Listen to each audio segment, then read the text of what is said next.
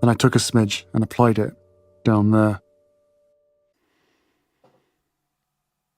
This one's wife. Move over, Harkles. These are the royals America want. What's this? A challenge to the notion of this one's wife and Prince Harry being king and queen of the United States? Who are these usurpers? Surely it must be William and Catherine, the Prince and Princess of Wales, a.k.a. the one that got away, and the nemesis. Well, actually, it's another couple. Because intriguingly, as reported by Jamie Roberts and Molly Quirk of The Mirror, Prince Harry and this one's wife's Hollywood rivals revealed as Mike and Zara Tindall. Go figure that. Mike and Zara Tindall could be bigger than the Duke and Duchess of Sussex, Prince Harry, and this one's wife. In Hollywood, it has been claimed. The Duke and Duchess of Sussex moved to Monte Shitshow, California in 2020, just months after announcing that they were stepping down as senior working members of the royal family.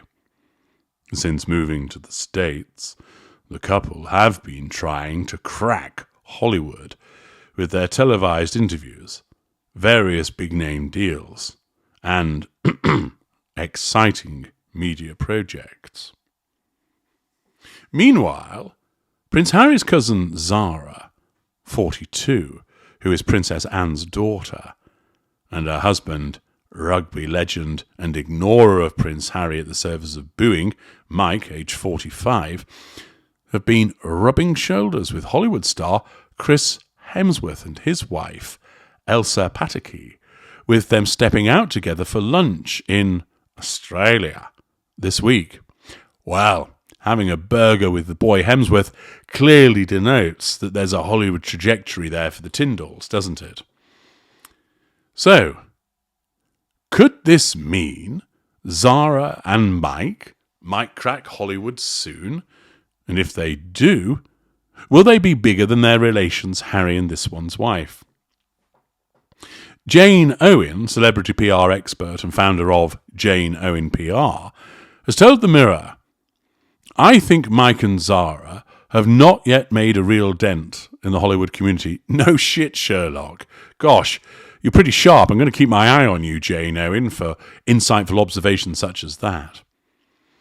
That being said, Hollywood has had a very busy start to the year, with Golden Globes right after the new year and the rescheduled Emmys right after that, and the Sundance Film Festival coming up next week.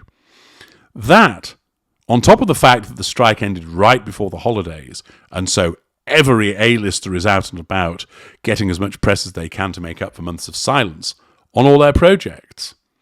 She went on, that being said, she likes that phrase, doesn't she? I think they should give it a shot. They are a lovely couple, and they have the benefit of being completely unknown out here in Hollywood, so that means they are able to have a chance at a really good first impression. And if they have the right PR team, they can establish whatever presence they wish to have and really carve out their own name here in the Hollywood scene.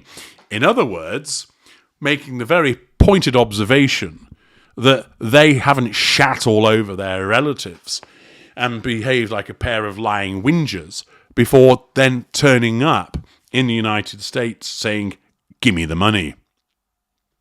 Ms. Owen added that Hollywood loves royalty. Well, it doesn't love the royalty that is currently there. That much is clear. And noted that Zara and Mike can absolutely take advantage of that interest and attention.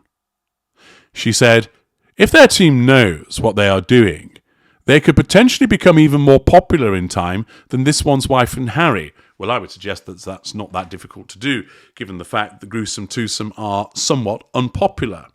She points out that they could do this because they don't have to combat the negative publicity and the mistakes they have made to regain trust and momentum.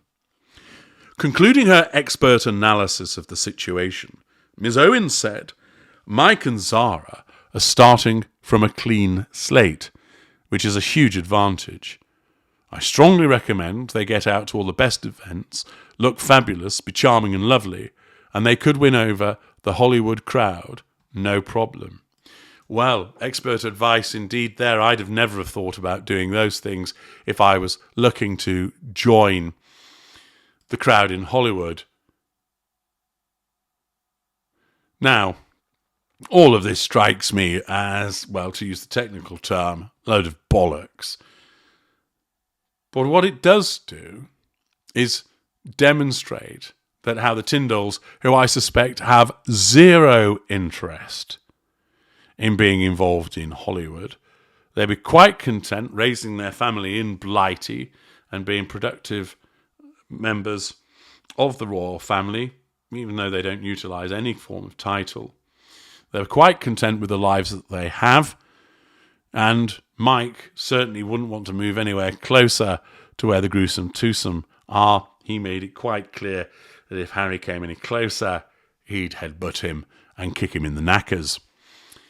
But what this article does is it highlights how the Sussexes have buggered things up as a consequence of their toxic approach. The fact is,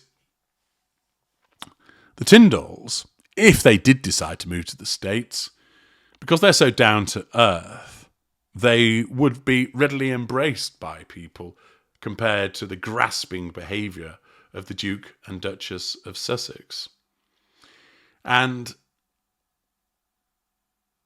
whilst this one's wife and Harry were given the benefit of the doubt by Americans when they first moved there, they soon demonstrated how their sense of entitlement, particularly hers, has worked against them, with the behaviour thereafter of repeatedly throwing mud at the royal family. By contrast, Mike and Zara Tindall play a straight bat. They're supportive, fair, down to earth, a complete contrast to the way that Harry and this one's wife have behaved. They've no aspirations for being in Hollywood, and what's happening here is that it's actually a form of triangulation by the Mirror, pointing out how the Sussexes have failed, how the Sussexes are regarded, and how the Tindalls would be viewed as much more pleasant alternative to them. Were she aware of this article, it would get right up the nose of this one's wife. She'd be saying, "But they haven't even got titles like we have, Harry." And then, no doubt, she would smash her fist through some banana bread that had been baked by somebody else. It just goes to show that the downward spiral does indeed continue, that the press avail themselves of a useful opportunity to remind the world of how disliked the gruesome twosome are. I'm H.G. Tudor. Thank you for listening.